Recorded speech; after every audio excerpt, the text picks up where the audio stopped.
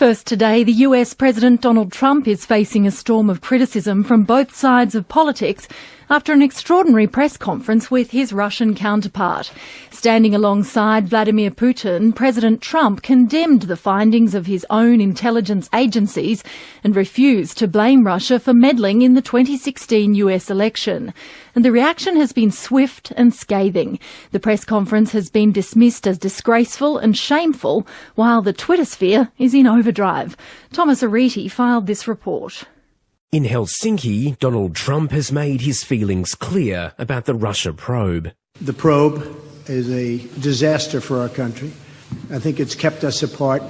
It's kept us separated. There was no collusion at all. But that hasn't impressed some of his fellow Republicans. President Trump, I just saw your press conference with President Putin, and it was embarrassing. Former Governor Arnold Schwarzenegger posted a video on social media. I mean, you stood there like a little wet noodle, like a little fanboy. I mean, I was asking myself, when are you going to ask him for an autograph or for a selfie or something like that? He's not the only one to speak out. US Republican Senator Bob Corker is the chairman of the Foreign Relations Committee. Sometimes the president cares more about how a leader treats him personally than forcefully getting out there and pushing against things that we know have harmed our nation, and I thought that's what we all experienced today.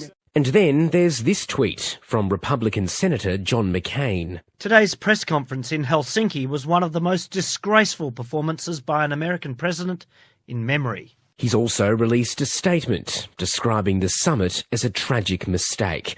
Perhaps no surprise from one of President Trump's regular critics. But there was similar concern from one of his allies. Former Republican Speaker of the House, Newt Gingrich, also took to Twitter. President Trump must clarify his statements in Helsinki on our intelligence system and Putin. It is the most serious mistake of his presidency and must be corrected immediately. And the president's apparent disregard for his own intelligence agencies prompted a statement from the Director of National Intelligence, Dan Coates, a Trump nominee approved by Congress. We have been clear in our assessments of Russian meddling in the 2016 election and their ongoing pervasive efforts to undermine our democracy, and we will continue to provide unvarnished and objective intelligence in support of our national security. That's a calm response compared to former CIA Director John Brennan.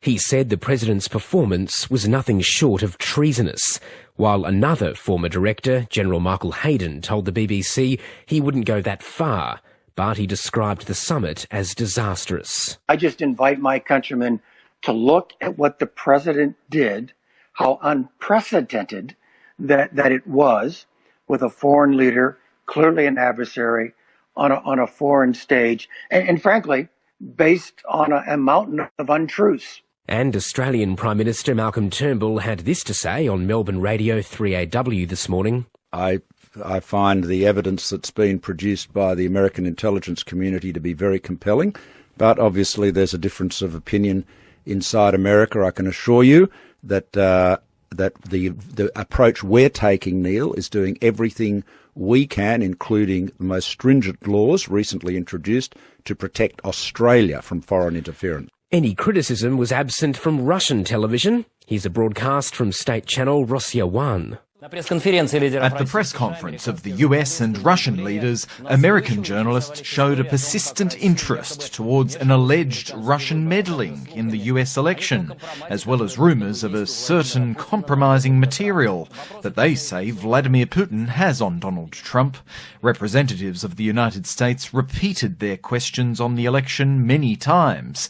However, the leaders explained everything with patience and in detail. And Conservative US commentator Eric Bolling described the summit as a foreign policy win for Donald Trump. Frankly, he's stayed very consistent with what he had said in the past, that the relationship would be better with Russia as a friend rather than a foe. And the last thing we need now, or the world needs now, is another arms race and another Cold War. So I think he was very consistent with what he presented today post-meeting with Vladimir Putin. But predictably, Democrats like Senator Chuck Schumer were quick to speak out. For the President of the United States to side with President Putin against American law enforcement, American defense officials, American intelligence agencies, is thoughtless, It's dangerous.